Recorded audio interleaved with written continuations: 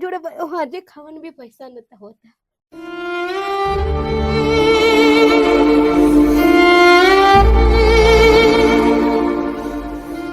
તમારું નામ શું છે બેન? મારું નામ પુષ્પાબેન ભરતભાઈ પરમાર. કેટલા મેમ્બર છો ફેમિલીમાં? 4, 2 છોકરા, મારા ઘરવાળા ને હું. 1 વર્ષનો છે છોકરો અને મોટો છોકરો 9 વર્ષનો છે. તમે પોતે દિવ્યાંગ છો? હા, હું પોતે દિવ્યાંગ છું.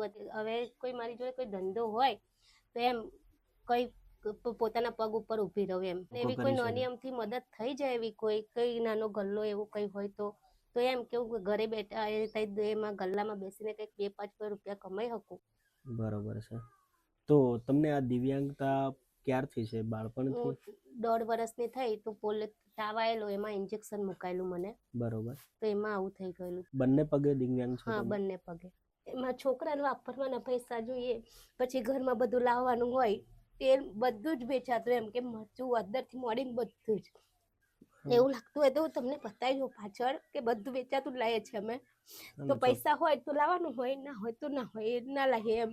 અમને વચ્ચે તો મારી પરિસ્થિતિ એટલી ખરાબ હતી કે મારી જોડે આજે ખાવાના બી પૈસા નતા હોતા. બાળકોને પછી બાળક મારો મોટો છે ને, એ આ બાજુ વાળા જોડે વાળા ખાવા આપે ને એ ખવડાવી એમ. એક બાળક તો તમારો 1 વર્ષનો જ છે? વર્ષનો છે. એને દૂધ પાણીના પૈસા નહીં હોતા, અમે દૂધ નહીં પવડાવતા અત્યારે, એમ કે બિસ્કિટ એવું લાવીને ખવડાવી દઉં એને.